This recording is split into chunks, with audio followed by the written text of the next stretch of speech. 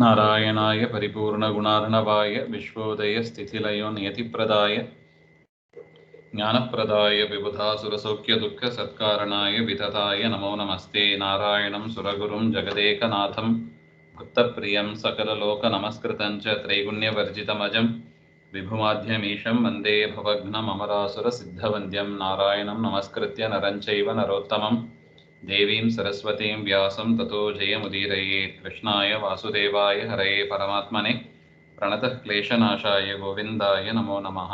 ಶ್ರೀಗುರುಭ್ಯೋ ನಮಃ. ಶ್ರೀಮನ್ ಮಹಾಭಾರತ ತಾತ್ಪರ್ಯ ನಿರ್ಣಯ 22ನೇ ಅಧ್ಯಾಯದಲ್ಲಿ 81ನೇ ಶ್ಲೋಕ.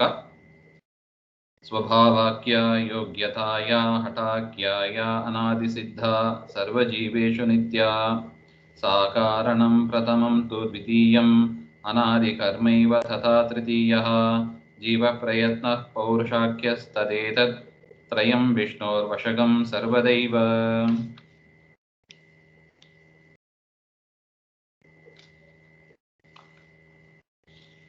ननु एवं जैवप्रयत्नस्य ईश्वर अधीनत्वेन सर्वस्य भगवद्वशत्वे सर्वेषां पारलौकिकः यत्नः साधारण एव स्यात्. ಹಿಂದೆ ಹೇಳಿದಂತೆ ಎಲ್ಲವೂ ಪರಮಾತ್ಮನೇ ಸ್ವತಂತ್ರ ಕರ್ತ, ಜೀವ ಅಸ್ವತಂತ್ರ ಕರ್ತ ಅಂತ ಭೀಮಸೇನ ದೇವರು ಯುಧಿಷ್ಠಿರನಿಗೆ ಹೇಳ್ತಾ ಇದ್ದಾರೆ. ಆ ಜೀವನಲ್ಲಿ ಇರತಕ್ಕ ಒಂದು ಪ್ರಯತ್ನ, ಎಫರ್ಟ್ ಅಂತ ಏನಿದೆ, ಅದು ಕೂಡ ಪರಮಾತ್ಮನ ಅಧೀನ ಅಂತ ಹೇಳಿದೆ. ಜೀವನ ಪ್ರಯತ್ನವೂ ಕೂಡ ಪರಮಾತ್ಮನ ಅಧೀನದಲ್ಲೇ ಇದೆ. ಹಾಗಿರುವಾಗ ಸರ್ವಸ್ಯ ಭಗವದ್ ವಶತ್ವೇ, ಪರಮಾತ್ಮನ ವಶದಲ್ಲಿ ಇದು ಇಲ್ಲ ಅಂತ ಅಲ್ಲ, ಎಲ್ಲವೂ ಕೂಡ ಪರಮಾತ್ಮನ ವಶದಲ್ಲಿ ಇದೆ. ಹಾಗಿರುವಾಗ ಸರ್ವೇಷಾಂ ಪಾರಲೌಕಿಕ ಯತ್ನ ಸಾಧಾರಣ ಏವ ಸ್ಯಾತ್, ಎಲ್ಲರಿಗೂ ಕೂಡ ಪರಲೋಕದ ಸಾಧನೆ ಅದು ಒಂದು ಸಾಧಾರಣವೇ, ಅಂದರೆ ಆರ್ಡಿನರಿ, ಅಂದರೆ ಸ್ಪೆಷಲ್ ಅಂತ ಏನಿಲ್ಲ. ಅನ್ಯಥಾ ತತ್ಪ್ರೇರಕ ಈಶ್ವರಸ್ಯ ವೈಷಮ್ಯ ನೈರ್ಗುಣ್ಯಾಪತ್ತೇ ಇಲ್ಲ, ಹಂಗಿಲ್ಲ ಅಂತ ಆದಾಗ ಎಲ್ಲರಿಗೂ ಕೂಡ ಪಾರಲೌಕಿಕ ಸಾಧನ ಆಗಲೇಬೇಕಾಯ್ತು. ಯಾಕೆ? ಎಲ್ಲವೂ ದೇವರ ಅಧೀನ. ಅದು ಇಲ್ಲ ಅಂತ ಆದ ಪಕ್ಷದಲ್ಲಿ ಏನ್ ಬಂತು? ಪಾರ್ಶಿಯಾಲಿಟಿ. ದೇವರಲ್ಲಿ ವೈಷಮ್ಯ ನೈರ್ಗುಣ್ಯ. ವೈಷಮ್ಯ ಅಂದ್ರೆ ಪಾರ್ಶಿಯಾಲಿಟಿ, ಪಾರ್ಶಿಯಲ್ ಆಗಿರೋದು, ಒಬ್ಬರಿಗೆ ಒಂದು ಇನ್ನೊಂದಿಗೆ ಒಂದು ಅಂತ ಮಾಡೋದು. ಸಜ್ಜನರಿಗೆಲ್ಲ ಒಳ್ಳೆಯ ಕರ್ಮವನ್ನು ಮಾಡಿಸೋದು, ದುಷ್ಟರಿಗೆಲ್ಲ ಪಾಪಕರ್ಮವನ್ನು ಮಾಡಿಸೋದು, ಸತ್ಕರ್ಮ ಮಾಡಿದ್ದಕ್ಕೆ ಮೋಕ್ಷ ಕೊಡೋದು, ದುಷ್ಟಕರ್ಮ ಮಾಡಿದ್ದಕ್ಕೆ ನರಕ ತಮಸ್ಸನ್ನು ಕೊಡೋದು ಅಂತ. ಇದು ಎಲ್ಲವೂ ದೇವರ ಅಧೀನ ಅಂತ ಆದ ಪಕ್ಷದಲ್ಲಿ ದೇವರಲ್ಲಿ ಏನ್ ಬಂತು? ಪಕ್ಷಪಾತ ದೋಷ ಬಂತಲ್ಲ. ಮತ್ತು ನೈರ್ಗುಣ್ಯ ಅಂದ್ರೆ ಒಂದು ಕರುಣೆ ಎಂಬುದೇ ಇಲ್ಲ ಅಂತ ಆಯ್ತು ನೋಡಿ. ಏನೇ ಮಾಡಿದರೂ ಕೂಡ ನಮಗೆ ನರಕ ಅಂತಾನೆ ಆಗಿಬಿಟ್ರೆ ದೇವರಲ್ಲಿ ಏನಿಲ್ಲ, ಒಂದು ಕರುಣೆ ಎಂಬ ಒಂದು ಕಾನ್ಸೆಪ್ಟೇ ಇಲ್ಲದಂತೆ ಆಗ್ಬಿಡುತ್ತೆ. ಅದನ್ನ ವೈಷಮ್ಯ ನೈರ್ಗುಣ್ಯ ಅಂತ ಕರೀತಾರೆ. ಇದೆಲ್ಲ ದೋಷಗಳು. ಆ ದೋಷಗಳು ಬರಬೇಕಾಗಿತ್ತು. ದೇವರಿಗೆ ದೋಷಗಳು ಬರ್ತಾ ಇತ್ತು. ಮತ್ತು ಅಧಿಕಾರ ಭೇದ ಫಲತಾರತಮ್ಯಂಶ ನ ಸ್ಯಾತ್. ಅಧಿಕಾರ ಭೇದ, ಇವರು ಉತ್ತಮ ಅಧಿಕಾರಿಗಳು, ಇವರು ಮಧ್ಯಮ ಅಧಿಕಾರಿಗಳು, ಅದಕ್ಕೆಲ್ಲ ಮೀನಿಂಗೇ ಇಲ್ಲ. ಯಾಕೆ? ಎಲ್ಲವೂ ದೇವರೇ ಮಾಡ್ತಾನೆ ಅಂತ ಆದ ಮೇಲೆ ಮೀನಿಂಗ್ ಇಲ್ಲ.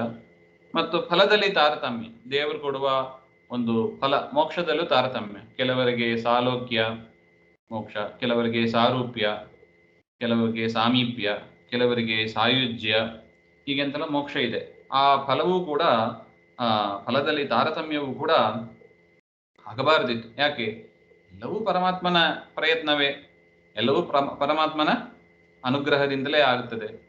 ಹಾಗಂತ ಆದ ಪಕ್ಷದಲ್ಲಿ ಜೀವನ ಪ್ರಯತ್ನವೂ ಕೂಡ ಪರಮಾತ್ಮನ ಅಧೀನ ಅಂತ ಆದ ಮೇಲೆ ಇನ್ಯಾವುದು ಉಳಿಯಿತು ಜೀವನಲ್ಲಿ? ಯಾವುದು ಉಳಿಯೋದಿಲ್ಲ. ಹಾಗಿರುವಾಗ ದೇವರಲ್ಲಿ ದೋಷಗಳು ಬರಬೇಕಾಗಿತ್ತು, ಪಕ್ಷಪಾತ ದೋಷಗಳು ಬರಬೇಕಾಗಿತ್ತು, ಮತ್ತು ಅಧಿಕಾರ ಭೇದ ಇರಬಾರ್ದಿತ್ತು, ಫಲ ತಾರತಮ್ಯ ಇರಬಾರ್ದಿತ್ತು. ಇದೆಲ್ಲ ಮತ್ತೆ ಹಾಗೆ ಅಂತ ಒಂದು ಪ್ರಶ್ನೆ. ಅದಕ್ಕೆ ಆಚಾರ್ಯರು ಹೇಳ್ತಾ ಇದ್ದಾರೆ, ಸ್ವಭಾವಾಕಿ ಇತಿ. ಈ ಪ್ರಶ್ನೆಗೆ ಉತ್ತರ ಕೊಡುವ ಶ್ಲೋಕ ಇದು.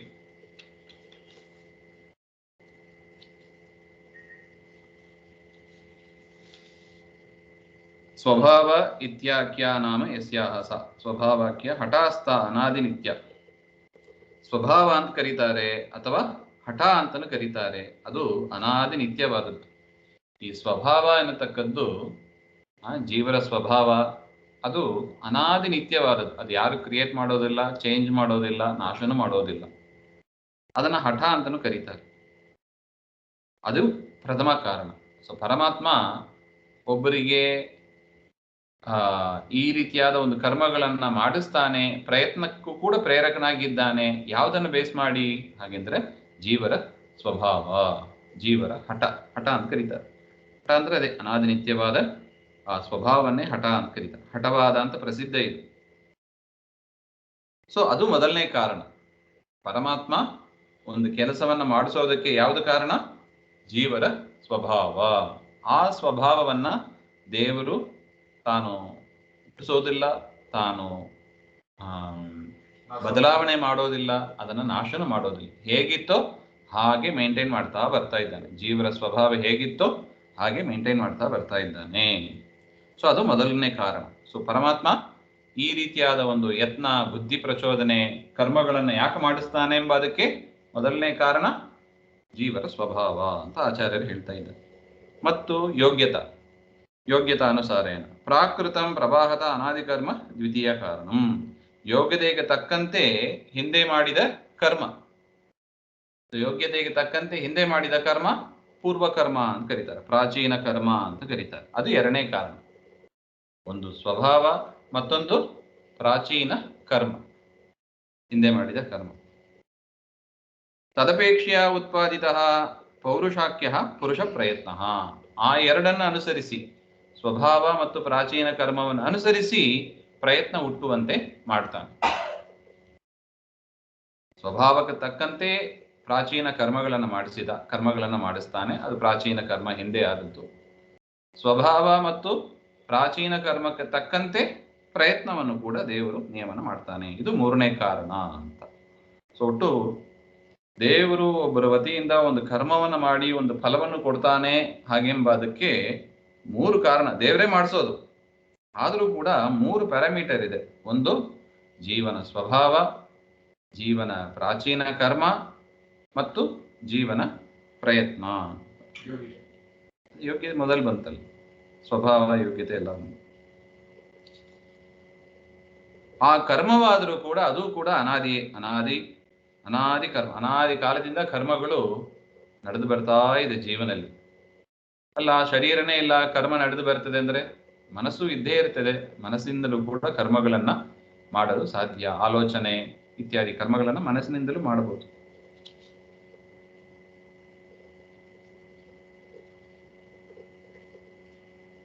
ತತಶ್ಚ ಯೋಗ್ಯತಾ ಅಪೇಕ್ಷೆಯ ಈಶ್ವರ ಪ್ರೇರಯತಿ ಇತಿ ಅಂಗೀಕಾರ ನ ವೈಷಮ್ಯ ಪ್ರಾಪ್ತಿ ಇತ್ಯುಕ್ತಂ ಭವತಿ. ಅದರಿಂದ ಜೀವರ ಯೋಗ್ಯತೆಯನ್ನು, ಅದು ಮೂರು ವಿಧವಾದ ಯೋಗ್ಯತೆ ಇದೆ. ಸಾತ್ವಿಕರು, ರಾಜಸರು, ತಾಮಸರು ಅಂತ. ಅದು ಕೂಡ ಸ್ವಾಭಾವಿಕವಾದದ್ದು, ಅನಾದಿ ನಿತ್ಯವಾದದ್ದು. ಆ ಜೀವರ ಸ್ವಭಾವವನ್ನು ಅನುಸರಿಸಿ ಪರಮಾತ್ಮ ಆ ಕರ್ಮಗಳನ್ನ, ಪ್ರಯತ್ನಗಳನ್ನ ಪ್ರೇರಣೆ ಮಾಡ್ತಾನೆ. ಅದರಿಂದ ದೇವರಿಗೆ ಪಕ್ಷಪಾತ, ವೈಷಮ್ಯ, ನೈರ್ಗುಣ್ಯ ಮುಂತಾದ ದೋಷಗಳು ಬರೋದಿಲ್ಲ. ಹಾಗಿದ್ದ ಪಕ್ಷದಲ್ಲಿ ದೇವರು ಈ ಮೂರು ಪ್ಯಾರಾಮೀಟರ್ನ ಇಟ್ಕೊಂಡು ಮಾಡ್ತಾನೆ ಅಂತ ಆದ ಮೇಲೆ ದೇವರ ಅಸ್ವತಂತ್ರನಾದನಲ್ಲ, ಸ್ವಾತಂತ್ರ್ಯ ಎಲ್ಲಿಂದ ಉಳಿಯಿತು? ದೇವರು ಒಂದು ಕರ್ಮವನ್ನು ಮಾಡಿಸೋದಕ್ಕೆ ಜೀವನ ಸ್ವಭಾವ ಮತ್ತು ಅವರ ಪ್ರಾಚೀನ ಕರ್ಮ ಮತ್ತು ಅವನ ಪ್ರಯತ್ನ ಅದನ್ನು ಅನುಸರಿಸಿ ಒಂದು ಕರ್ಮವನ್ನು ಮಾಡಿಸ್ತಾನೆ ಅಂತ ಹೇಳಿದ ಪಕ್ಷದಲ್ಲಿ ಅದು ಕೂಡ ದೇವರ ಅಧೀನದಲ್ಲೇ ಇದೆ. ಹಾಗಿದ್ದಾಗ ದೇವರ ಸ್ವಾತಂತ್ರ್ಯ, ಅದು ದೇವರ ಅಸ್ವಾತಂತ್ರ್ಯನಾದಲ್ಲ. ಮತ್ತೊಂದನ್ನ ಅಪೇಕ್ಷಿಸಿ ಮಾಡಿದರೆ ಸ್ವಾತಂತ್ರ್ಯ ಹೋಯಿತು. ಸ್ವಾತಂತ್ರ್ಯ ಅಂದ್ರೆ ಏನು? ತನ್ನ ಅಧೀನದಲ್ಲಿ ತಾನಿರೋದು, ಇನ್ನೊಬ್ಬರನ್ನ ಅವಲಂಬಿಸದೆ ತನ್ನ ಅಧೀನದಲ್ಲಿ ತಾನಿರೋದನ್ನು ಸ್ವತಂತ್ರ ಅಂತ ಕರೀತಾರೆ. ಈಗ ಸ್ವಭಾವ ಇತ್ಯಾದಿಗಳನ್ನ ದೇವರು ಅನುಸರಿಸಿರೋದ್ರಿಂದ ಅವನ ಸ್ವಾತಂತ್ರ್ಯಕ್ಕೆ ಚ್ಯುತಿ ಆಯ್ತಲ್ಲ ಅಂತ ಒಂದು ಪ್ರಶ್ನೆ ಬರುತ್ತದೆ. ಅದಕ್ಕೆ ಆಚಾರ್ಯರು ಉತ್ತರ ಕೊಡ್ತಾ ಇದ್ದಾರೆ. ತದೇತದಿತಿ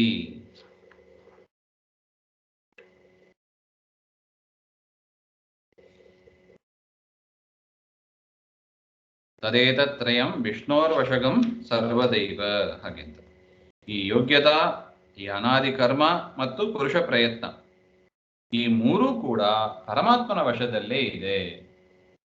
ಅದರಿಂದ ದೇವರಿಗೆ ಅಸ್ವಾತಂತ್ರ್ಯ ಎನ್ನುವ ದೋಷವು ಬರೋದಿಲ್ಲ. ಅತಃ ಸ್ವಾಧೀನ ಅಪೇಕ್ಷೆಯಾಮಪಿ ನ ಅಸ್ವಾತಂತ್ರ್ಯ ಪ್ರಾಪ್ತಿ. ಪರಮಾತ್ಮ ತನ್ನ ಅಧೀನದಲ್ಲೇ ಇರತಕ್ಕ ಜೀವನ ಸ್ವಭಾವ, ಪ್ರಾಚೀನ ಕರ್ಮ, ಪ್ರಯತ್ನವನ್ನು ದೇವರು ಉಪಯೋಗಿಸಿ ಮಾಡ್ತಾನೆ ಹೊರತು ಪರಾಧೀನವಾದ ಸ್ವಭಾವ ಇತ್ಯಾದಿಗಳು ಇಲ್ಲ. ಆ ಸ್ವಭಾವ, ಅನಾದಿ ಕರ್ಮ ಮತ್ತು ಪ್ರಯತ್ನ ಅದು ಕೂಡ ಪರಮಾತ್ಮನ ಅಧೀನದಲ್ಲೇ ಇರೋದು. ಪರಮಾತ್ಮನ ಅಧೀನದಲ್ಲೇ ಇರುವುದರಿಂದ ದೇವರಿಗೆ ಅಸ್ವಾತಂತ್ರ್ಯದ ಪ್ರಸಕ್ತಿ ಇಲ್ಲ ಅಂತ ಒಟ್ಟು ಅಭಿಪ್ರಾಯ.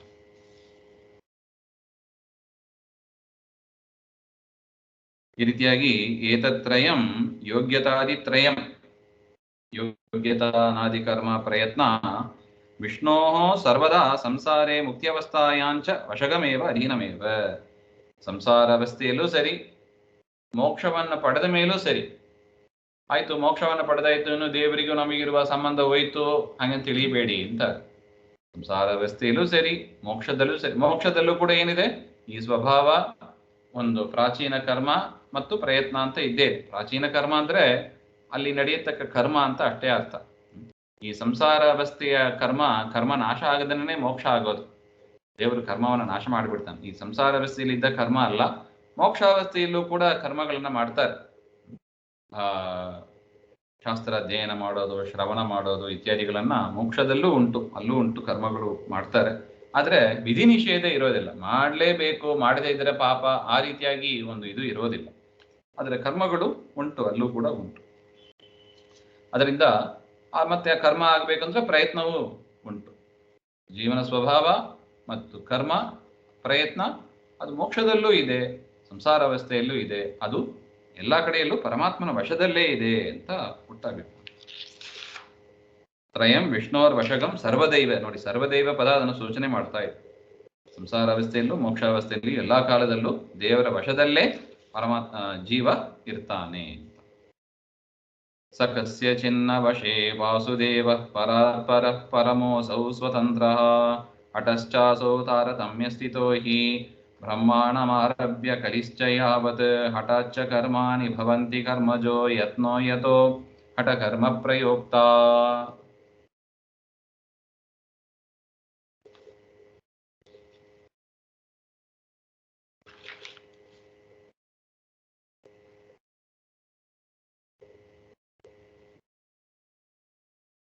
ನನು ಜೀವಕರ್ತೃತ್ವಾದಿ ವಿಷ್ಣುವದೀನಂ ಯಥಾ ತಥಾ ಕಿಂ ವಿಷ್ಣೋ ಇತ್ಯಾಶಂಕ್ಯ. ಆಯ್ತು, ಮತ್ತೊಂದು ಪ್ರಶ್ನೆ ಬಂತು. ಜೀವ ಇನ್ ಆಲ್ ಆಸ್ಪೆಕ್ಟ್ಸ್, ಸ್ವಭಾವ, ಕರ್ಮ, ಪ್ರಯತ್ನ, ಇನ್ ಆಲ್ ಆಸ್ಪೆಕ್ಟು ವಿಷ್ಣುವಿನ ವಶದಲ್ಲಿ ಇದ್ದಾನೆ. ಆಯ್ತು, ಒಪ್ಕೊಳ್ಳೋಣ. ವಿಷ್ಣು ಬೇರೆಯವರ ವಶದಲ್ಲಿ ಇದ್ದಾನೋ ಹಾಗೆ ಅಂತ ಒಂದು ಪ್ರಶ್ನೆ. ಆ ಪ್ರಶ್ನೆಗೆ ಆಚಾರ್ಯರು ಸಂಯುಕ್ತಿಕವಾಗಿ, ಯುಕ್ತಿಪೂರ್ವಕವಾಗಿ ಇಲ್ಲಿ ಉತ್ತರವನ್ನು ಕೊಡ್ತಾ ಇದ್ದಾರೆ. ಸ ಕಸ್ಯಚಿತ್ ಇದ್ದಾಗಿ ಸ ವಾಸುದೇವ ಕಸ್ಯಚಿದಪಿ ಪುರುಷಸ್ಯ ವಶೇನ. ಪರಮಾತ್ಮ ಯಾರ ವಶದಲ್ಲೂ ಇಲ್ಲ. ನೋಡಿ, ಅದಕ್ಕೆ ಸ್ವತಂತ್ರ ಅಂದ್ರೆ ಒಬ್ಬರೇ ಸ್ವತಂತ್ರ ವಸ್ತು ಇರ್ಲಿಕ್ಕೆ ಸಾಧ್ಯ. ಒಂದು ಕಾಲೇಜು, ಸ್ಕೂಲು ಪ್ರಿನ್ಸಿಪಲ್ ಅಂತ ಇದ್ದಾರಂದ್ರೆ ಒಂದು ಪ್ರಿನ್ಸಿಪಲ್ ಇದ್ರೆ ಚಂದ, ಎರಡು ಪ್ರಿನ್ಸಿಪಲ್ ಇದ್ರೆ ಏನಾಗ್ತದೆ ಹೇಳಿ? ಇವ್ರು ಹೇಳಿದ್ದು ಅವ್ರು ಕೇಳೋದಿಲ್ಲ, ಅವ್ರು ಹೇಳಿದ್ದು ಇವ್ರು ಕೇಳೋದಿಲ್ಲ, ಜಗಳನೇ ಆಗ್ತದೆ.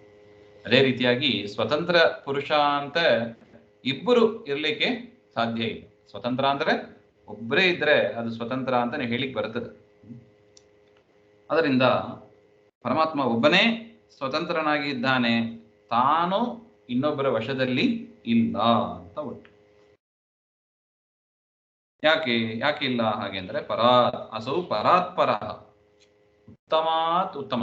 ಯಾರು ಉತ್ತಮ ದೇವತೆಗಳು ಅಂತ ಇದ್ದಾರೆ ಅವರಿಗಿಂತಲೂ ಉತ್ತಮನಾಗಿದ್ದಾನೆ. ಅವನಿಗಿಂತ ಮತ್ತೊಬ್ಬ ಉತ್ತಮರು ಅಂತ ಯಾರು ಇಲ್ಲ. ಅದರಿಂದ ಮುಖ್ಯ ಸ್ವತಂತ್ರನಾಗಿದ್ದಾನೆ ಅಂತ ಉಂಟು.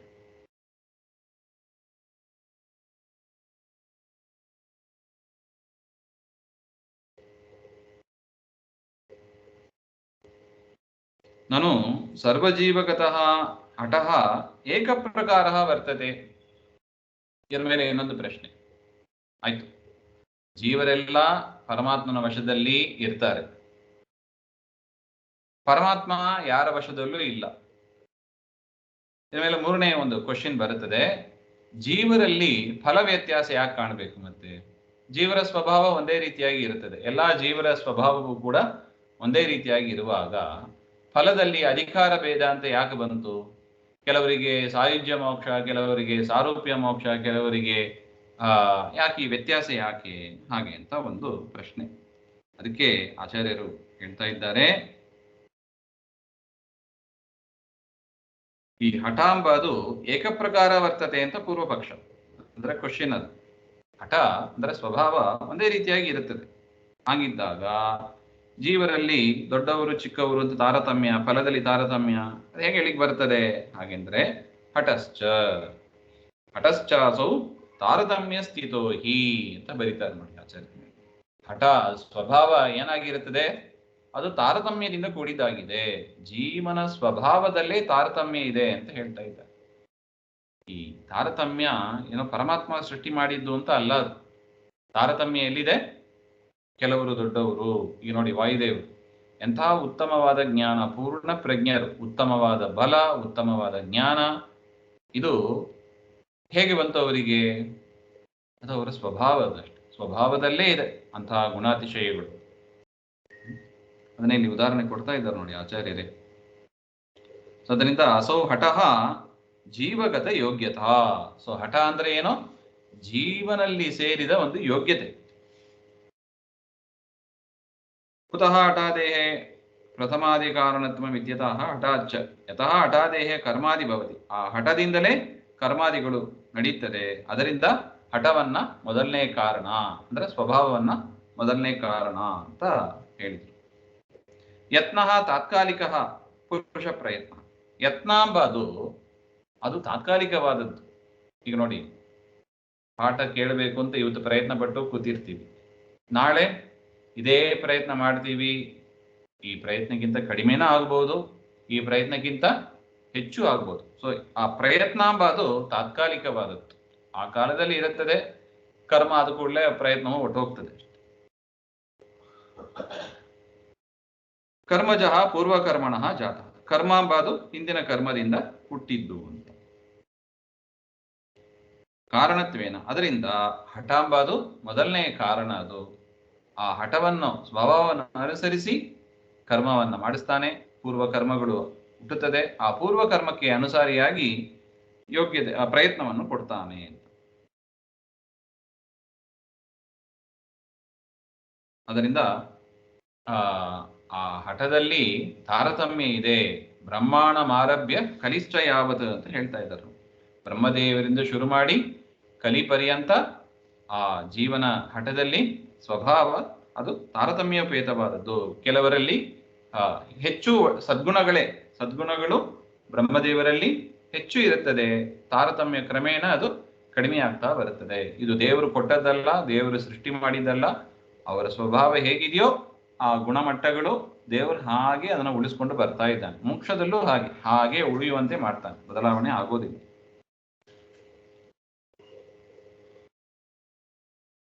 ಪುರುಷ ಪ್ರಯತ್ನ ಹಠಕರ್ಮ ಪ್ರಯೋಕ್ತ ಹಠಃ ಯೋಗ್ಯತಾ ಕರ್ಮ ಪೂರ್ವಕರ್ಮ ತಯೋ ಶಕ್ತಿ ಅಭಿವ್ಯಂಜಕ.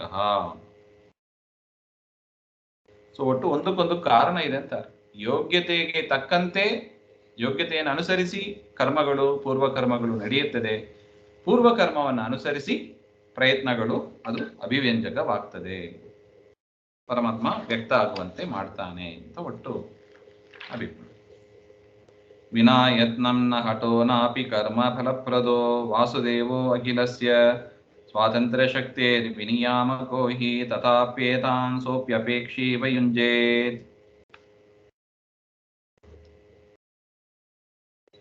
ಯತಃ ಯಾವ ಕಾರಣದಿಂದ ಯತ್ನಂ ವಿನಾ ಹಠಃ ಕರ್ಮ ಚ ನ ಜ್ಞಾತುಂ ಶಕ್ಯತೆ. ನೋಡಿ ಎಷ್ಟು ಬ್ಯೂಟಿಫುಲ್ ಆಗಿದೆ ನೋಡಿ. ನಮ್ಮ ಕರ್ಮ ಏನಿದೆ, ನಮ್ಮ ಸ್ವಭಾವ ಏನಿದೆ ನಮಗೆ ಗೊತ್ತೇ ಆಗೋದಿಲ್ಲ. ಮತ್ತು ಗೊತ್ತಾಗುವ ಕ್ರಮ ಹೇಗೆ? ಪ್ರಯತ್ನ ಪಡು, ಯೋಗ್ಯತೆಗೆ ತಕ್ಕಂತೆ ಕರ್ಮಗಳು, ಸ್ವಭಾವಕ್ಕೆ ತಕ್ಕಂತೆ ಕರ್ಮ. ಇದು ಎರಡು ನಮಗೆ ಗೊತ್ತಾಗೋದು ಯಾವುದರಿಂದ? ಪ್ರಯತ್ನ ಪಟ್ಟಾಗಲೇ. ಪ್ರಯತ್ನ ಪಟ್ಟು ಕೆಲಸ ಆಗಲಿಲ್ಲ ಹಾಗೆಂದ್ರೆ ಒಂದು ಪಾಪ ಇರಬಹುದು, ಅಥವಾ ನಮಗೆ ಯೋಗ್ಯತೆ ಇಲ್ಲ ಅಂತ ಎರಡು ಕಾರಣ ಹೇಳ್ಬೋದು. ಉದಾಹರಣೆಗೆ ಒಂದು ತೀರ್ಥಯಾತ್ರೆಗೆ ಅಂತ ಹೋಗ್ತೀವಿ, ಅಥವಾ ಗುರುಗಳ ದರ್ಶನಕ್ಕೆ ಅಂತ ಹೋಗ್ತೀವಿ. ನಮಗೆ ಪಾಪ ಇದ್ದ ಸಂದರ್ಭದಲ್ಲಿ ಗುರುಗಳ ದರ್ಶನ ಆಗೋದೇ ಇಲ್ಲ, ಅಥವಾ ನಮಗೆ ಯೋಗ್ಯತೆ ಇಲ್ಲ ಅಂತ ಇಟ್ಟುಕೊಳ್ಳಿ, ದುಷ್ಟ ಸ್ವಭಾವರಾಗಿ ಇದ್ದರೆ ನಮಗೆ ಆಗಲೂ ಆಗೋದಿಲ್ಲ. ಸೊ ಗುರುಗಳ ದರ್ಶನ ಆಗೋದಿಲ್ಲ ಎಂಬ ಅದಕ್ಕೆ ಎರಡು ಕಾರಣ. ಒಂದು ಪ್ರಾಚೀನ ಕರ್ಮ ಅಥವಾ ಯೋಗ್ಯತೆ. ಯೋಗ್ಯತೆ ಇಲ್ಲದೇ ಹೋದರೆ ಗುರುಗಳ ತೀರ್ಥಯಾತ್ರೆಯ ಶ್ರವಣ, ಗುರುಗಳ ಅಂದ್ರೆ ಶಾಸ್ತ್ರ ಶ್ರವಣ ಇತ್ಯಾದಿಗಳು ಆಗೋದಿಲ್ಲ. ಪಾಪ ಇದ್ರೂ ಆಗೋದಿಲ್ಲ, ಸ್ವಭಾವ ಇಲ್ಲ ಅಂದ್ರೂ ಕೂಡ ಆಗೋದಿಲ್ಲ. ಅದರಿಂದ ವಿನಾ ಯತ್ನಂ ನ ಹಠೋ ನಾಪಿ ಕರ್ಮ ಫಲಪ್ರದ.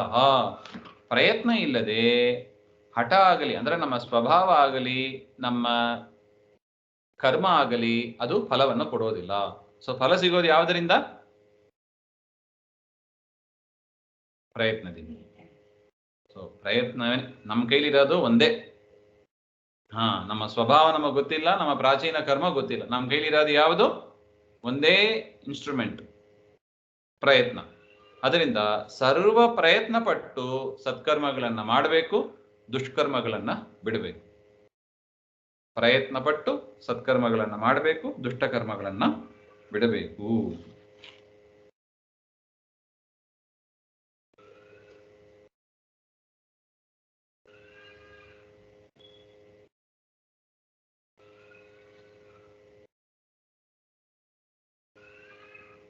ಮತ್ತು ಆ ಪರಮಾತ್ಮ ಫಲವನ್ನು ಕೊಡುವಾಗ ಹಿಂದೆ ಹೇಳಿದಂತೆ 3 ಪ್ಯಾರಾಮೀಟರ್ಸ್ ನೋಡಿಯೇ ಕೊಡ್ತಾನೆ ದೇವರು.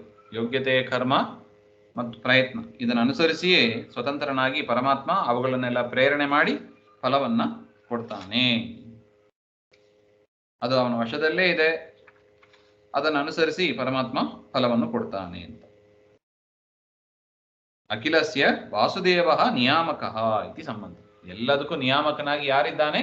ವಾಸುದೇವ ಇದ್ದಾನೆ.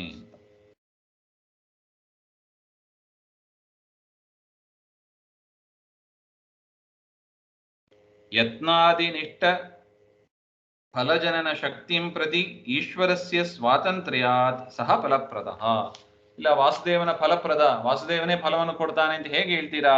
ಹಾಗೆಂತ ಹೇಳಿದ್ರೆ ಈ ಯತ್ನ ಮೊದಲಾದವುಗಳನ್ನ ಮಾಡಿದಾಗ ಫಲವನ್ನ ಕೊಡುವ ಶಕ್ತಿ, ಆ ಯತ್ನಾದಿಗಳಿಗೆ ಫಲವನ್ನು ಉಂಟು ಮಾಡುವ ಶಕ್ತಿ, ಆ ಶಕ್ತಿ ಕೊಟ್ಟದ್ದು ಈಶ್ವರನ ಸ್ವಾತಂತ್ರ್ಯ. ಈ ಕರ್ಮ ಮಾಡಿದ್ರೆ ಈ ಫಲ, ಯಾಕಂದ್ರೆ ಎಲ್ಲವೂ ಜಡ. ಕರ್ಮ ಅದು ಜಡ, ಶರೀರ ಜಡ, ಮನಸ್ಸು ಜಡ, ಎಲ್ಲವೂ ಜಡವೇ. ಚೇತನ ಬಿಟ್ಟು, ಜೀವನ ಬಿಟ್ಟು ಎಲ್ಲವೂ ಜಡವೇ ಇರೋದು. ಅದನ್ನ ಪ್ರೇರಣೆ ಮಾಡಿ, ನಿಯಮನ ಮಾಡಿ, ಕೆಲಸವನ್ನು ಮಾಡಿಸಿ ಫಲವನ್ನು ಕೊಡಬೇಕು. ಹಾಗೆಂದ್ರೆ ಒಂದು ಶಕ್ತಿ ಬೇಕು. ಹೇಗೆ ಫ್ಯಾನ್ ತಿರುಗಬೇಕಂದ್ರೆ ಶಕ್ತಿ, ಕರೆಂಟ್ ಬೇಕಲ್ವಾ? ಅದೇ ರೀತಿಯಾಗಿ ಶರೀರದಿಂದ ನಡೀಬೇಕು ಅಂದ್ರೆ ಒಂದು ಶಕ್ತಿ ಬೇಕು. ಆ ಶಕ್ತಿಪ್ರದನಾಗಿ ದೇವರು ಇದ್ದು ಎಲ್ಲ ಕೆಲಸಗಳನ್ನು ಮಾಡ್ತಾನೆ. ಅದರಿಂದ ಈ ಯತ್ನ ಎಲ್ಲವೂ ಕೂಡ ಪರಮಾತ್ಮನ ವಶದಲ್ಲಿ ಇರುವುದರಿಂದ ಅವನೇ ಫಲಪ್ರದನಾಗಿಯೂ ಇದ್ದಾನೆ. ಹಠಾದೇಹಿ ವಿನಿಯಾಮಕ. ಹಠ, ಕರ್ಮ, ಪ್ರಯತ್ನ ಈ ಮೂರರನ್ನು ಕೂಡ ನಿಯಮನ ಮಾಡ್ತಾನೆ, ನಿಯಾಮಕನಾಗಿದ್ದಾನೆ. ಅದರಿಂದ ಅವನೇ ಸ್ವತಂತ್ರನಾಗಿಯೂ ಇದ್ದಾನೆ. ಪ್ರೇರಕ, ಎಲ್ಲ ಪ್ರೇರಕ, ಇಂದ್ರಿಯ ಪ್ರೇರಕ ಅಂತ ಕರೀತಾರೆ. ಅವನೇ ಪ್ರೇರಕನಾಗಿರೋದರಿಂದ ಅವನೇ ಸ್ವತಂತ್ರ.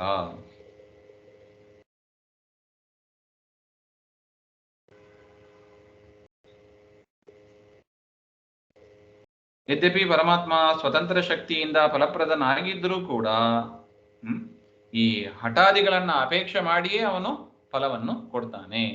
ದೇವರಿಗೆ ಶಕ್ತಿ ಇದೆ, ನಾವು ಯತ್ನ ಪಡೆದೇ ಇದ್ರೂ ಕೂಡ ಫಲ ಕೊಡುವ ಶಕ್ತಿ ದೇವರಿಗೆ ಇದೆ. ಆದರೂ ಕೂಡ ದೇವರು ಆ ರೀತಿಯಾಗಿ ಫಲವನ್ನ ಕೊಡೋದಿಲ್ಲ. ದೇವರು ಫಲ ಕೊಡಬೇಕು ಅಂದ್ರೆ ಕರ್ಮ ಆಗಬೇಕು, ಪ್ರಯತ್ನ ಪಟ್ಟು ಮಾಡಬೇಕು. ಮಾಡಿದಾಗ ಮಾತ್ರ ದೇವರು ಫಲವನ್ನು ಕೊಡ್ತಾನೆ. ನಾವು ತುಂಬಾ ಜನ ಮಾಡಿದ್ದುಂಟು, ನಾನು ಆ ಸೇವೆ ಮಾಡಿದೆ, ಈ ಸೇವೆ ಮಾಡಿದೆ, ನನಗೆ ಫಲನೇ ಆಗ್ತಾ ಇಲ್ಲ ಹಾಗೆ ಅಂತ ನಾವು ಹೇಳೋದುಂಟು. ಅಂದ್ರೆ ಆ ಫಲಪ್ರದನಾದವ ದೇವರೇ, ಅವನೊಬ್ಬನೇ ಸ್ವತಂತ್ರನಾಗಿ ಎಲ್ಲವನ್ನು ನಿಯಮನ ಮಾಡಿ ಫಲವನ್ನು ಕೊಡ್ತಾನೆ. ಆದರೆ ಅವನು ಯಾವಾಗ ಫಲ ಕೊಡ್ತಾನೋ ಅದರ ತನಕ ಕಾಯಬೇಕು.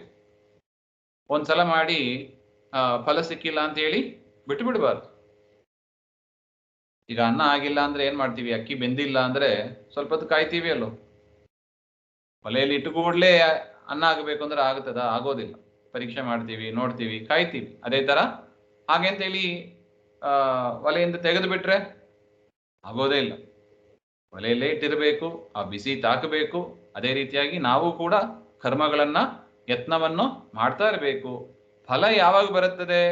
ಫಲಪ್ರದ ವಾಸುದೇವ. ವಾಸುದೇವ ಫಲಪ್ರದ ಅಂತ ಹೇಳಿದ್ದಾರೆ.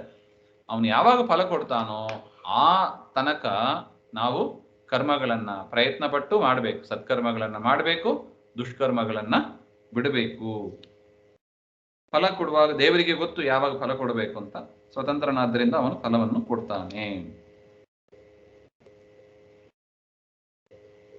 ಅದರಿಂದ ದೇವರು ಫಲವನ್ನು ಕೊಡೋದ್ರು ಕೂಡ ಈ ಹಠ, ಕರ್ಮ ಮತ್ತು ಪ್ರಯತ್ನ ಇದನ್ನು ಅನುಸರಿಸಿ ಕೊಡ್ತಾನೆ.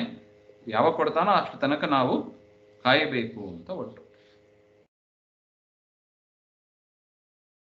ಏತಾನಪೇಕ್ಷೇವ ಫಲಂ ದದಾನೀತ್ಯಸ್ಯೈವ ಸಂಕಲ್ಪ ಇತಿ ಸ್ವತಂತ್ರತಾ ನಾಸ್ಯಾಪಗಚ್ಚೇತ್ ಸಹಿ ಸರ್ವಶಕ್ತಿಃ ನಾಶಕ್ತತಾ ಕ್ವಚಿದಸ್ಯ ಪ್ರಭುತ್ವಾತ್. ನನು ನಿಯಮೇನೈವ ಅಪೇಕ್ಷೆಯ ಫಲದಾನೇ ಸ್ವಾತಂತ್ರ್ಯಂ ಪಾರತಂತ್ರ್ಯಂ ಪಾರಿಭಾಷಿತಂ ಸ್ಯಾದಿತ್ಯತಃ ಏತಾನಿತಿ. ಚೆನ್ನಾಗಿದೆ ನೋಡಿ.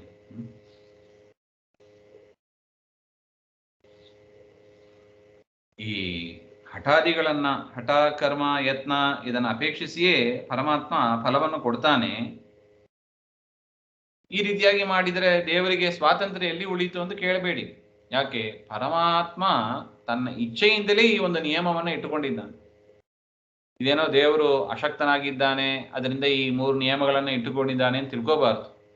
ದೇವರು ಈ 3 ಇಟ್ಟುಕೊಂಡಿದ್ದಾನೆ. ವೇದಗಳಲ್ಲೂ ಇದೆ. ತಾನು ಆ ರೀತಿಯಾದ ಒಂದು ಇಚ್ಛೆಯನ್ನು ಪಟ್ಟಿದ್ದಾನೆ. ದೇವರ ಇಚ್ಛೆ ಹೇಗಿದ್ದದೋ ಹಾಗೆ ನಡೀತದೆ. ಸತ್ಯ ಸಂಕಲ್ಪ ದೇವರು. ಅದರಿಂದ ದೇವರ ಇಚ್ಛೆ ಈ ರೀತಿಯಾಗಿ ಇರೋದು. ಕೊನೆಯಲ್ಲಿ ಎಲ್ಲಿ ಬಂತು? ದೇವರ ಇಚ್ಛೆಗೆ ಬಂತು ನೋಡಿ. ದೇವರ ಇಚ್ಛೆ ಈ ನಿಯಮವನ್ನು ಅನುಸರಿಸಿಯೇ ಫಲ ಕೊಡಬೇಕು ಅಂತ ಇದೆ. ಅದನ್ನ ಯಾರು ಬದಲಾಯಿಸಲಿಕ್ಕೆ ಸಾಧ್ಯ?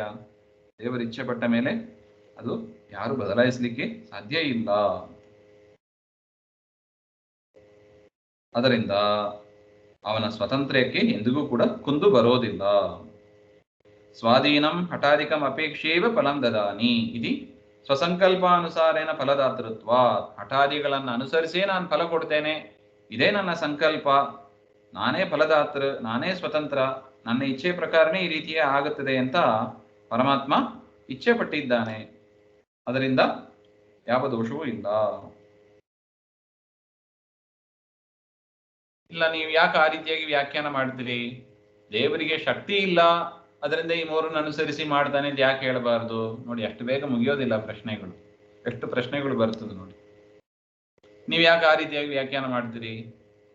ದೇವರು ಅಸಮರ್ಥನಾಗಿದ್ದಾನೆ, ಶಕ್ತಿ ಇಲ್ಲ ಫಲ ಕೊಡೋದಕ್ಕೆ, ಅದರಿಂದ ಈ 3 ಇಟ್ಕೊಂಡು ಮಾಡ್ತಾನೆ, ಆ ರೀತಿಯಾಗಿ ಯಾಕೆ ವ್ಯಾಖ್ಯಾನ ಮಾಡಬಾರ್ದು ಅಂತ ಒಂದು ಪ್ರಶ್ನೆ.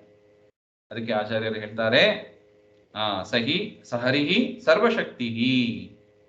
ಸೃಷ್ಟಿಯಾದಿ ಎಲ್ಲಾ ಕೆಲಸಗಳನ್ನು ಮಾಡುವ ಶಕ್ತಿ, ಸಾಮರ್ಥ್ಯ ಯಾರಿಗೆ ಇದೆ? ಪರಮಾತ್ಮನಿಗೆ ಇದೆ. ಸೃಷ್ಟಿ, ಸ್ಥಿತಿ, ಲಯ, ನಿಯಮನ, ಜ್ಞಾನ, ಅಜ್ಞಾನ, ಬಂಧ, ಮೋಕ್ಷ ಇದೆಲ್ಲವನ್ನು ಕೊಡುವ ಸಾಮರ್ಥ್ಯ, ಸ್ವತಂತ್ರವಾಗಿ ಕೊಡುವ ಶಕ್ತಿ ಯಾರಿಗೆ ಇದೆ? ದೇವರಿಗೆ ಇದೆ. ವೇದಗಳು ತಿಳಿಸಿಕೊಡುವಾಗ ಹಾಗೆ ತಿಳಿಸಿಕೊಡ್ತಾ ಇದೆ. ಯಾವ ಕಾರಣದಿಂದ ದೇವರಲ್ಲೇ ಎಲ್ಲ ಶಕ್ತಿಯೂ ಇದೆಯೋ ಅದರಿಂದ ದೇವರನ್ನ ಏನು ಕರೀತಾರೆ? ಪ್ರಭು ಅಂತ ಕರೀತಾರೆ. ಪ್ರಭು ಅಂದ್ರೆ ಏನು? ಸರ್ವ ಸಮರ್ಥ ಅಂತ ಅರ್ಥ. ಎಲ್ಲವನ್ನು ಮಾಡುವ ಶಕ್ತಿ, ಸಾಮರ್ಥ್ಯ ಆ ದೇವರಿಗೆ ಇರೋದರಿಂದ ಅವನಿಗೆ ಅಸಮರ್ಥತಾ, ಶಕ್ತಿ ಇಲ್ಲ ಅಂತ ನೀವು ತಿಳಿಯಬೇಡಿ. ಹಾಗೆಂತ ಭೀಮಸೇನ ದೇವರು ಯುಧಿಷ್ಠಿರನಿಗೆ ಹೇಳ್ತಾ ಇದ್ದಾರೆ. ಅದರಿಂದ ಏನು ಒಟ್ಟು? ತಸ್ಮಾತ್ ಕಾರ್ಯಂ ತೇನ ಕ್ಲುಪ್ತಂ ಸ್ವಕರ್ಮ ತತ್ಪೂಜಾರ್ಥಂ ತೇನ ತತ್ಪ್ರಾಪ್ತಿರೇವ ಅಥೋನ್ಯತಾ ನಿರಯ ಸರ್ವತಾ ಸ್ಯಾತ್ ಸ್ವಕರ್ಮ ವಿಪ್ರಸ್ಯ ಜಪೋಪದೇಶೋ ವಿಷ್ಣೋರ್ಮುಖ ವಿಪ್ರಜಾತಿ ಪ್ರವೃತ್ತ ಮುಖೋತ್ಥಿತಂ ಕರ್ಮ ತೇನಾಸ್ಯ ಸೋದಾತ್. ಈ ರೀತಿಯಾಗಿ ನಮ್ಮ ಕರ್ಮ, ನಮಗೆ ವಿಹಿತವಾದ ಕರ್ಮವನ್ನು ನಾವು ಮಾಡಬೇಕು ಅಂತ ಭೀಮಸೇನ ದೇವರು ಹೇಳ್ತಾ ಇದ್ದಾರೆ. ನಾನು ಜೀವ ಈಶ್ವರಾಧೀನ ಕರ್ತ. ಆಯ್ತಪ್ಪ, ಒಪ್ಕೊಳ್ಳೋಣ. ಜೀವ ಈಶ್ವರನ ಅಧೀನವಾದ ಒಂದು ಕರ್ತೃತ್ವ ಉಳ್ಳವ. ಜೀವನಲ್ಲಿ ಕರ್ತೃತ್ವ ಇದೆ. ಎಂಥ ಕರ್ತೃತ್ವ? ಪರಮಾತ್ಮನ ಅಧೀನವಾದ ಒಂದು ಕರ್ತೃತ್ವ ಜೀವನಲ್ಲಿ ಇದೆ. ಆಯ್ತು, ಮುಂದೆ ಏನು? ಅದ್ರ ಮೇಲೆ ಬಂದ ಪ್ರಶ್ನೆಗಳಿಗೆಲ್ಲ ಉತ್ತರ ಕೊಟ್ಟಿದ್ದಾರೆ ಆಚಾರ್ಯರು. 3 ಪ್ಯಾರಾಮೀಟರ್ ಇದೆ. 3 ಪ್ಯಾರಾಮೀಟರ್ನ ಅವಲಂಬಿಸಿದರೂ ಕೂಡ ದೇವರು ಸ್ವತಂತ್ರನಾಗಿ ಇರ್ತಾನೆ. ಫಲಪ್ರದನು ಕೂಡ ಅವನಲ್ಲೇ ಇದೆ. ಅವನೇ ಸ್ವತಂತ್ರ, ಅವನೇ ನಿಯಾಮಕ, ಅವನ ಇಚ್ಛೆ ಆಗಿದೆ. ಅದರಿಂದ ಈ 3 ಇಟ್ಕೊಂಡಿದ್ದಾನೆ. ಅದನ್ನ ನಾವು ಬದಲಾವಣೆ ಮಾಡಲಿಕ್ಕೆ ಬರೋದಿಲ್ಲ ಅಂತ ಇಷ್ಟೆಲ್ಲ ಹೇಳಿ ಆಯ್ತು, ಒಪ್ಕೊಳ್ಳೋಣ. ಜೀವ ಏನಾಗಿದ್ದಾನೆ? ಈಶ್ವರ ಅಧೀನವಾದ ಕರ್ತೃತ್ವ ಉಳ್ಳವನಾಗಿದ್ದಾನೆ. ಮುಂದೆ ಏನು ಅಂತ ಪ್ರಶ್ನೆ. ಮುಂದೆ ಏನು ಅಂದ್ರೆ ಭೀಮಸೇನ ದೇವರು ಹೇಳ್ತಾರೆ, ತಸ್ಮಾತ್ ಜೀವಸ್ಯ ಪರಾಧೀನ ಕರ್ತೃತ್ವ. ಪರಮಾತ್ಮನ ಅಧೀನವಾದ ಒಂದು ಕರ್ತೃತ್ವ ಜೀವನಲ್ಲಿ ಇರೋದ್ರಿಂದ ತೇನ ಈಶ್ವರೇನ ಕ್ಲುಪ್ತಂ ಚ ಕರ್ಮ. ಎಲ್ಲಾ ಕರ್ಮವನ್ನು ಕೂಡ ನಾವು ಹೇಗೆ ಮಾಡಬೇಕು? ಪರಮಾತ್ಮನ ಪೂಜಾ ರೂಪವಾಗಿ ನಾವು ಮಾಡಬೇಕು. ನಾವು ಮಾಡುವ ಪ್ರತಿಯೊಂದು ಕ್ರಿಯೆಯೂ ಕೂಡ ಪರಮಾತ್ಮನ ಪೂಜಾ ರೂಪವಾಗಿ ಮಾಡಬೇಕು. ಪೂಜಾರ್ಥಂ ಕಾರ್ಯಂ, ಪರಿ ಕೆಲಸವು ನಿನ್ನ ಮಹಾಪೂಜೆ ಅಂತ ದಾಸರು ಹೇಳ್ತಾರೆ ನೋಡಿ. ಇದನ್ನೇ ತೇನ ಪೂಜಾತ್ಮಕೇನ ಕರ್ಮಣ ತತ್ ಪ್ರಾಪ್ತಿರೇವ ಸ್ಯಾತ್. ಆ ರೀತಿಯಾದ ಒಂದು ಪೂಜಾ ರೂಪವಾದ ಕರ್ಮವನ್ನ ಮಾಡಿದರೆ ಮಾತ್ರ ದೇವರನ್ನು ಹೊಂದಲು ಸಾಧ್ಯ. ಉದಾಹರಣೆಗೆ ಭೀಮಸೇನ ದೇವರು ಯುದ್ಧ ಮಾಡ್ತಾರೆ. ದುಶ್ಯಾಸನನ ಅಂತ ಬರ್ಲಿಕ್ಕಿದೆ. ದುಶ್ಯಾಸನನ ಸಂಹಾರ ಆಗ್ತದೆ, ದುರ್ಯೋಧನನ ಸಂಹಾರ ಆಗ್ತದೆ, ಹಿಂದೆ ಆದ ಜರಾಸಂಧಾದಿಗಳ ಸಂಹಾರ ಇದೆ. ಅದೆಲ್ಲವನ್ನು ಕೂಡ ಹೇಗೆ ಮಾಡ್ತಾರೆ ಅವರು? ರಾಮಾಯಣದಲ್ಲಿ ನಿಕುಂಭ ಮುಂತಾದ ರಾಕ್ಷಸರನ್ನೆಲ್ಲ ಸಂಹಾರ ಮಾಡಿದ್ರು ಅಂತ ಇದೆ. ಅದೆಲ್ಲವನ್ನು ಕೂಡ ಹೇಗೆ ಮಾಡಿದ್ರು ಅವರು? ಯಜ್ಞ ರೂಪವಾಗಿ ಮಾಡಿದ್ರು ಅಂತಾರೆ ನೋಡಿ. ಸಂಹಾರ ಕ್ರಿಯೆ ಪೂಜೆ ಹೆಂಗಾಗ್ತದೆ? ಒಬ್ಬರನ್ನ ಕೊಲ್ಲೋದು ಪೂಜೆಯಾ ಅಂತ ಪ್ರಶ್ನೆ. ಪೂಜೆಯಾಗಿ ಹೇಗೆ ಮಾಡೋದು? ಹಾಗೆಂದ್ರೆ ಯಜ್ಞದಲ್ಲಿ ಬಲುಪಶಿ ಕೊಡ್ತಾರೆ ನೋಡಿ. ಹಿಂದಿನ ಕಾಲದಲ್ಲಿ ಇತ್ತು, ಒಂದು ಪ್ರಾಣಿಯನ್ನ ತಂದು ಪಶುವಾಗಿ ಬಲಿಯಾಗಿ ಕೊಡೋದು. ಈಗ ಕಲಿಯುಗದಲ್ಲಿ ನಿಷೇಧ ಆಗಿದೆ ಅದು. ಹಿಂದಿನ ಕಾಲದಲ್ಲಿ ಇತ್ತು ಬಲುಪಶಿ, ಪಶು ಬಲಿ ಅಂತ ಹೇಳೋರು. ಹೇಗೆ ಯಜ್ಞದಲ್ಲಿ ಆ ಬಲಿಯನ್ನು ಕೊಟ್ಟು ದೇವರ ಪೂಜೆಯನ್ನು ಮಾಡ್ತಾ ಇದ್ರು, ಅದೇ ರೀತಿಯಾಗಿ ಯುದ್ಧ ಎನ್ನುವುದೇ ಒಂದು ಯಜ್ಞ. ಅದರಲ್ಲಿ ಯಾರ್ಯಾರು ಶತ್ರುಗಳನ್ನ ಸಂಹಾರ ಮಾಡ್ತಾರೋ ಅವರೆಲ್ಲ ಒಂದು ರೀತಿಯಾಗಿ ಬಲಿ ಪಶು ಇದ್ದ ಹಾಗೆ ಅದು.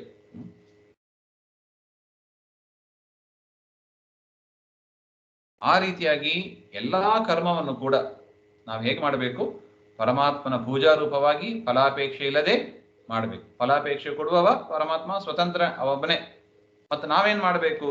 ಪರಾಧೀನವಾದ ಕರ್ತೃತ್ವ ಉಳ್ಳ ಜೀವ ಏನ್ ಮಾಡಬೇಕು ಅಂದ್ರೆ ವಿಹಿತ ಕರ್ಮಗಳನ್ನ, ಶಾಸ್ತ್ರದಲ್ಲಿ ಏನು ವಿಹಿತವಾಗಿದೆಯೋ ಅದನ್ನ ಫಲಾಪೇಕ್ಷೆ ಇಲ್ಲದೆ ಪರಮಾತ್ಮನ ಪೂಜಾ ರೂಪವಾಗಿ ಮಾಡಬೇಕು ಅಂತ ಒಟ್ಟು ಅಭಿಪ್ರಾಯ.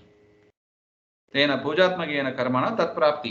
ಆ ರೀತಿಯಾಗಿ ಮಾಡಿದರೆ ಮಾತ್ರ ನಾವು ಪರಮಾತ್ಮನನ್ನು ಹೊಂದಲು ಸಾಧ್ಯ. ಅತಃ ಕರ್ಮಕರಣಾತ್ ಅನ್ಯತ. ನಾನು ಕರ್ಮವನ್ನ ಮಾಡೋದಿಲ್ಲ, ನನಗೆ ವಿಹಿತವಾದ ಕರ್ಮವನ್ನ ನಾನು ಮಾಡೋದಿಲ್ಲ, ಪರಮಾತ್ಮನ ಪೂಜಾ ರೂಪವಾಗಿ ನಾನು ಮಾಡೋದಿಲ್ಲ, ಏನಾಗ್ಬೋದು? ಹಾಗೆಂದ್ರೆ ಸರ್ವಥಾ ನಿರಯ ಸ್ಯಾತ್. ಸರ್ವಥಾ ನಿರಯ, ನರಕಕ್ಕೆ ಹೋಗಬೇಕು. ಪರಮಾತ್ಮ ಹೇಳಿದ ಕರ್ಮಗಳನ್ನ ಪೂಜಾರೂಪವಾಗಿ ಮಾಡದೆ ನಾವು ಅದನ್ನು ತಿರಸ್ಕಾರ ಮಾಡಿದರೆ ನಮಗೆ ನರಕ ಪ್ರಾಪ್ತಿ ಇದೆ ಅಂತ ಇದೇನೋ ಹೆದರ್ಸ್ಲಿಕ್ಕೆ ಹೇಳ್ತಾರೆ ಅಂತ ನಾವು ತಿಳಿಬಾರ್ದು. ಇದಿರುವ ಸಿಸ್ಟಮೇ ಹಾಗೆ ನೋಡಿ. ಹೇಳ್ತಾರೆ ನೋಡಿ, ಬೆಂಗಳೂರಲ್ಲಿ ಹೆಲ್ಮೆಟ್ ಹಾಕೊಂಡು ಹೋಗ್ಬೇಕು ಗಾಡಿ, 2 ವೀಲರ್ ಓಡಿಸುವಾಗ. ಯಾವನೊಬ್ಬ ಹೆಲ್ಮೆಟ್ ಹಾಕೊಳ್ಳದೆ ಹೋಗ್ತಾನೆ ಅಂತ ಇಟ್ಕೊಳ್ಳಿ, ಪರಿಚಯ ಇದ್ದವ.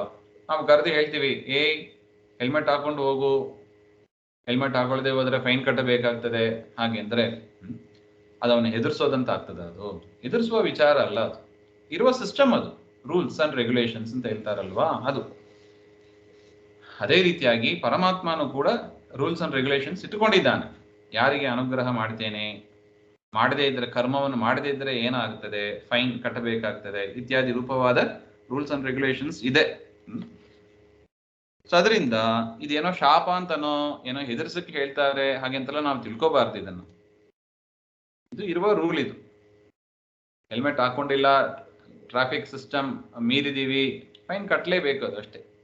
ನನಗೆ ಗೊತ್ತಿಲ್ಲ ಅಂತ ಹೇಳಿಕ್ ಬರೋದಿಲ್ಲ ನೋಡಿ. ಅದು ನನಗೆ ದೇವರು ಹೇಳಿದ ರೂಲ್ಸ್ ಅಂಡ್ ರೆಗ್ಯುಲೇಷನ್ ನನಗೆ ಗೊತ್ತೇ ಇಲ್ಲ ಹಾಗೆಂತೂ ಹೇಳುವಂತೆ ಇಲ್ಲ. ಯಾರು ಗಾಡಿ ಓಡಿಸ್ತೀವಿ ಅಂತ ಆದಮೇಲೆ ರೂಲ್ಸ್ ಅಂಡ್ ರೆಗ್ಯುಲೇಷನ್ಸ್ ಇದ್ರೆ ಮಾತ್ರ ಲೈಸೆನ್ಸ್. ರೂಲ್ಸ್ ಅಂಡ್ ರೆಗ್ಯುಲೇಷನ್ಸ್ ಗೊತ್ತಿಲ್ಲ ಅಂತ ಹೇಳಿದ್ರೆ, ನನಗೆ ಗೊತ್ತಿಲ್ಲ ಫೈನ್ ಕಟ್ಟೋದಿಲ್ಲ ಅಂತ ಹೇಳಿದ್ರೆ ಬಿಡ್ತಾರೆ ಅವರು? ಬಿಡೋದಿಲ್ಲ, ಲೈಸೆನ್ಸೇ ಕಟ್ ಮಾಡ್ತಾರೆ ಬೇಕಾದ್ರೆ ಅಷ್ಟೇ.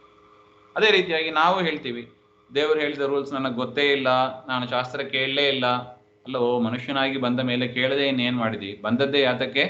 ದೇವರನ್ನ ಕೇಳಿ ತಿಳ್ಕೊಳ್ಳೋದಕ್ಕೆ. ರೂಲ್ಸ್ ಅಂಡ್ ರೆಗ್ಯುಲೇಷನ್ಸ್ ತಿಳ್ಕೊಳ್ಳಿಕ್ಕೆ ಮನುಷ್ಯರಾಗಿ ಬಂದದ್ದು. ನೋಡಿ, ಮನು ಶಬ್ದ ಹಾಗೇ ಇದೆ. ಮನುಷ್ಯರಲ್ಲಿ ಇರುವ ಮನು ಶಬ್ದ ಮನು ಅವಬೋಧನೆ ಅಂತ ಧಾತು.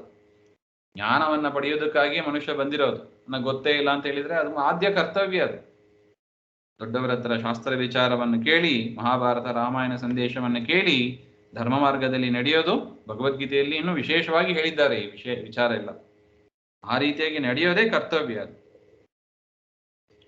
ಅದರಿಂದ ಅದು ಮಾಡದೇ ಇದ್ರೆ ನರಕಾದಿ ಅನರ್ಥ ಆಗುತ್ತದೆ. ನೀನ್ ಯಾಕೆ ಅದನ್ನ ಯೋಚನೆ ಮಾಡಿದ್ಯಾ? ದೇವರು ಹೇಳಿದನ್ನ ಮಾಡಿಬಿಟ್ಟು ಹೋಗು. ಮಾಡದಿದ್ರೆ ಹಿಂಗ ನರಕ ಆಗ್ತದೆ, ತಮಸ್ಸಾಗ್ತದೆ, ನೀವು ಎದುರಿಸ್ತೀರಾ. ಹೌದು, ಇರುವ ವೇದಗಳು ಹಾಗೆ ಹೇಳ್ತಾ ಇದೆ. ದೇವರ ಇಚ್ಛೆ ಹಾಗೆ ಇದೆ. ನಾವು ಅದನ್ನ ಬದಲಾವಣೆ ಮಾಡ್ಲಿಕ್ಕೆ ಬರೋದಿಲ್ಲ. ದೇವರು ಹೇಳಿದನ್ನ ಮಾಡಿಬಿಟ್ಟು ಹೋಗೋಣ ಅಷ್ಟೇ. ದೊಡ್ಡವರು ಹೇಳಿದ್ದಾರೆ, ಸರಿಯಾಗಿ ತಿಳ್ಕೊಂಡು ಪರಮಾತ್ಮನ ಪೂಜಾ ರೂಪವಾಗಿ ಫಲಾಪೇಕ್ಷೆ ಇಲ್ಲದೆ ಮಾಡಿಬಿಟ್ಟು ಹೋಗೋಣ ಅಷ್ಟೇ. ಸ್ವಕರ್ಮ ಕಾರ್ಯಮಿತ್ಯುಕ್ತಂ.